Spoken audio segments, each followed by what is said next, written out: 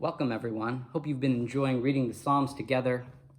Beck and I have been watching The Last Dance on ESPN, and what struck me this last week on the last episode is that as that team met for the last time, Phil Jackson got them all together and said, why don't we all write what this team has meant to us on a piece of paper?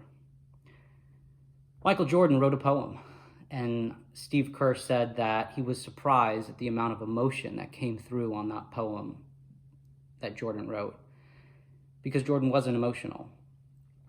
And I think poetry has a way of bringing out words for us that we aren't used to feeling, we aren't used to thinking about. And I think the Psalms in the Bible serves that purpose for us.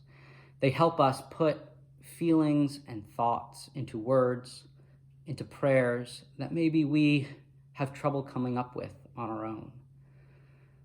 A couple of quotes from a few big names in Reformed theology. John Calvin said, "There is not an emotion of which anyone can be conscious that is not here represented as in a mirror."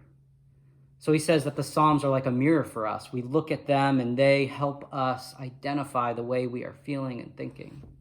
Martin Luther said, "Everyone in whatever situation they may be finds psalms and words that fit their case, that suit them as if they were put there just for their sake, so that they could not put it better themselves or find or wish for anything better." I hope as you read that those two quotes are the case for you. As I read, I find that they are the case for me. I have trouble putting things into words, putting thoughts and feelings sometimes, but the Psalms are filled with every emotion. They are filled with so many different situations that David or that any of these historical people who have been writing scripture for us have gone through and felt the deepest depths, the highest highs, songs of praise, songs of sorrow, songs of worry, anxiousness, songs of shame. All of that is found in the Psalter. So I hope that as we read together, that you, as you read these words, can identify with the psalmists, can identify and be led in worship, be led in ways of expressing your frustrations, expressing your anxiousness and worry, expressing your joy, because that's what it has been for me. So today, we should be somewhere in the mid-20s of your psalm experience. So I thought I'd read Psalm 27 to you, and then just provide a few thoughts. The Lord is my light and my salvation. Whom shall I fear? The Lord is the stronghold of my life. Of whom shall I be afraid? When evildoers assail me or to devour my flesh, my adversaries and foes, they shall stumble and fall. Though an army encamp against me, my heart shall not fear. Though war rise up against me, yet I will be confident. One thing I asked of the Lord that I will seek after, to live in the house of the Lord all the days of my life, to behold the beauty of the Lord and to inquire in his temple. For he will hide me in his shelter in the day of trouble. He will conceal me under the cover of his tent. He will set me high on a rock. Now my head is lifted up above my enemies all around me, and I will offer in his tent sacrifices with shouts of joy. I will sing and make melody to the Lord. Hear, O Israel, when I cry aloud. Be gracious to me and answer me.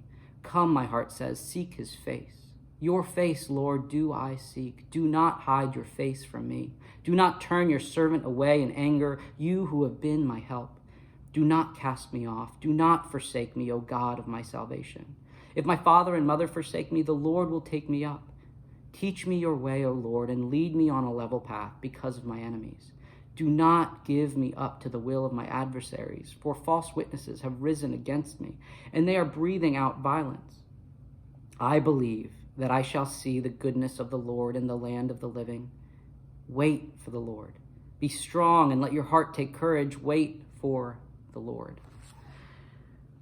You know, David in this psalm is dealing with not being able to go home, not being able to be where he wants to be. He wants to go to the house of the Lord, and he is not able to.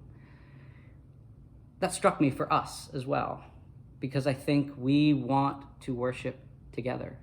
We want to be together. We want to be in the sanctuary. We want to be able to sing together. I mean, it's great that we can do so spread out and over YouTube, but we all know it's just not the same. So I want to echo and say that, that is something we all are feeling. That is something we all long for, just like David does here. But I want to encourage you, as this chapter ends, so I want to end this time. I believe that I shall see the goodness of the Lord in the land of the living. Wait for the Lord. Be strong and let your heart take courage. Wait for the Lord. I think as we miss it, I think as we begin to think about how we can gather together again soon, that as we gather, as we start to begin to see each other, we will be grateful. We will be encouraged. We will be filled with gratitude. And I hope we can take things a little less for granted. I know I will. But in the meantime, I hope that as we wait, we are strong, we can take courage, and we can be patient waiting for the Lord to work. I hope you all have a good week. I'm enjoying reading the Psalms from a distance with everyone.